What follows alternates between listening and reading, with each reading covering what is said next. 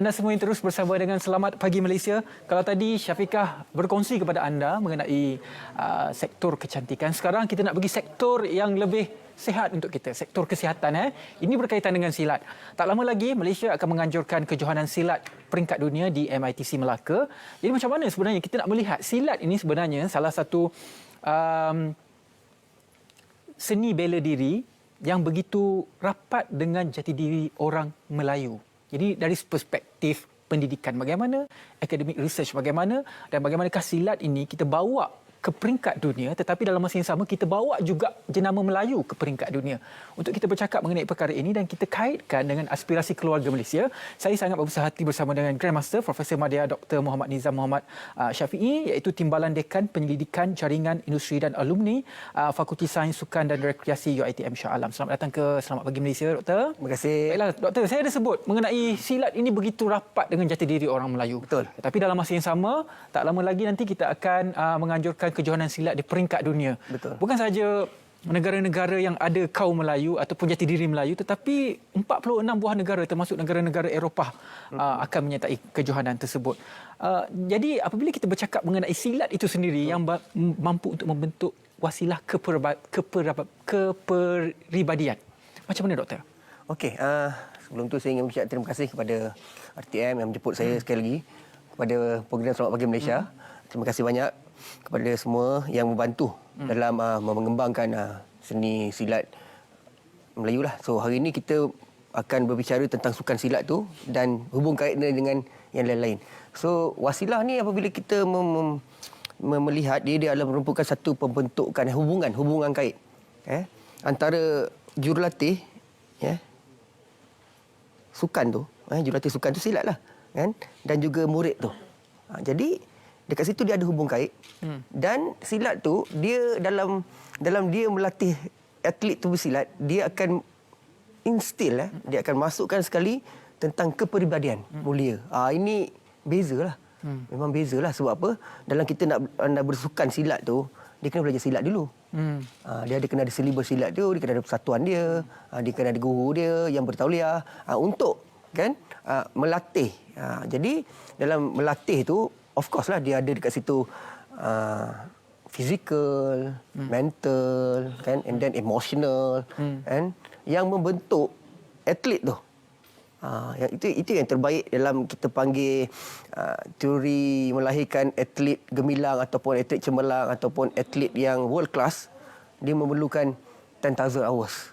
10,000 jam. 10,000 jam. 10,000 jam, you imagine. Katakan setahun 1,000 jam. Satu hari 2 jam. Satu hari latihan 2 jam. Sebulan baru 60.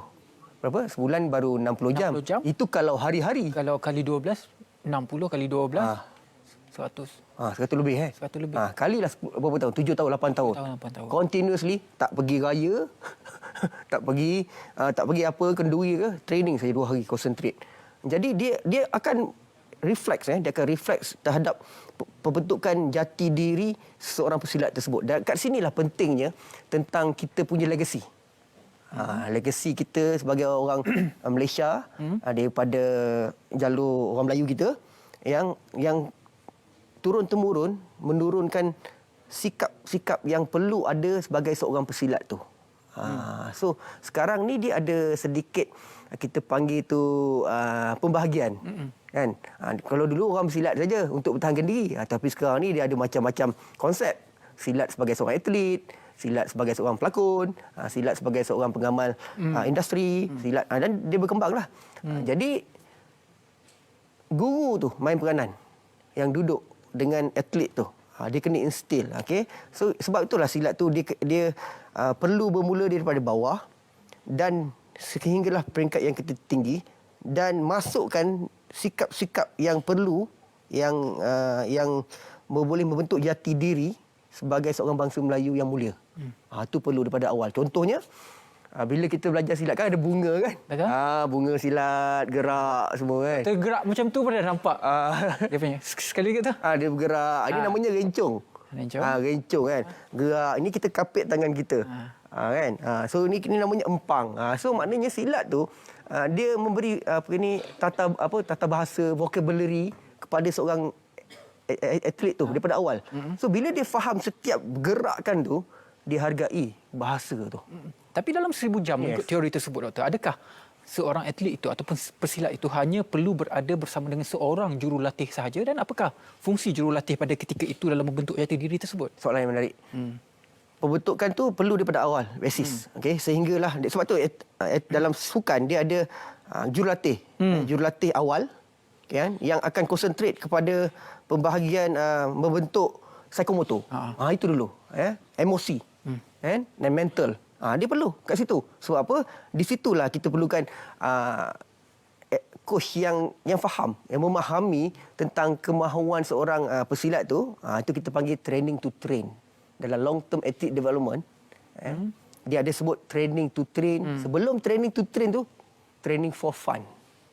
Dalam training for fun tu, mostly daripada mereka yang umur 3 tahun hingga ke 5 tahun ataupun 7 tahun, instilkan, masukkan nilai-nilai gembira, suka, dan kat situlah kita masukkan nilai-nilai murni. Mungkin tekanan kepada seorang atlet ini apabila mereka sudah pun masuk dalam dunia kompetitif. Betul. Mereka lebih berfikir tentang kemenangan, perjuangan. Betul. Di mana pula nilai-nilai yang kita ajar itu? Kerana nilai-nilai yang kita ajar itu adalah nilai untuk mengangkat jati diri Melayu itu sendiri. Betul. Sebab tu sebagai seorang pesilat kita kena faham. Menang ni, saya belajar guru saya ni lama 10 tahun saya belajar berguru dari segi Lebih 10,000 jam anak tu? Lebihlah. Okey. Menang dengan rasa rendah diri, kalah dengan rasa besar hati. Nak masuk tu dalam tu. Kan? Maknanya kalau kita menang pun, menang tu hari ni je. Minggu depan kalau kita lawan tak tentu menang lagi. Orang lain tengok kita ada performance analysis, analisa prestasi. Orang tengok kita tumbuk berapa kali, tendang berapa kali, lepas kita tendang apa kita buat. Kan? So itulah kalau kita bermain silat seni, dia tengok pergerakan tangan kita begini. Minggu depan dia tiru kita sebiji macam ni. Juri pun tengok, meningkatlah pesilat ni. Kan? Bulan lepas dia buat tak ada begini. Kali ni ada begini, ngelenggok badan sekali. So itu memberi maksud dalam persilatan. Kan? Jadi ada improvement dekat situ. So dia berubah-ubah. Maknanya menang tu dia berubah-ubah.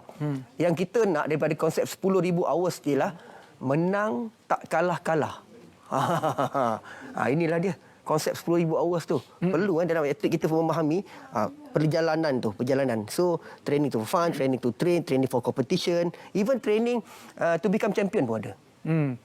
So, kita kena latih atlet kita untuk faham setiap bahagian tu, setiap pada pembahagian umur tu, yang dia lalu tu, kan, you belajar apa, nilai apa you belajar.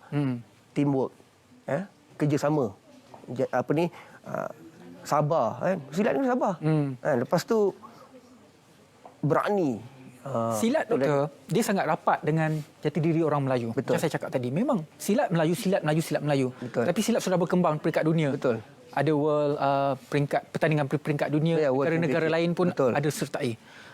Dalam mereka belajar negara-negara yang di luar daripada Kepulauan Melayu ini, adakah jati diri Melayu ini dibawa ataupun hanya nilai kepribadian itu yang dibawa oleh mereka? Kerana tu konsep kita mengembangkan silat tu kena betul.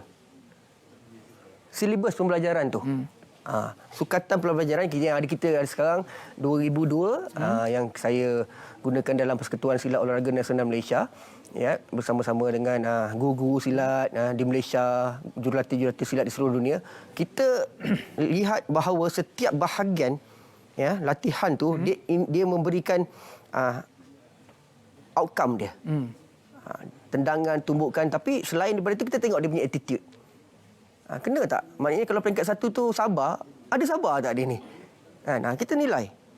So kita beri. Dia macam doktor jugalah. Panjang sebenarnya cerita. Dia maknanya bukannya dia datang berlatih hari ni, habis-habislah.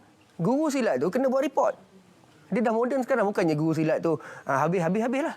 Tak ada, dia kena buat report hari ni student dia macam mana, berapa orang yang datang, berapa orang tak datang, kenapa tak datang, dia kena tahu semua ni.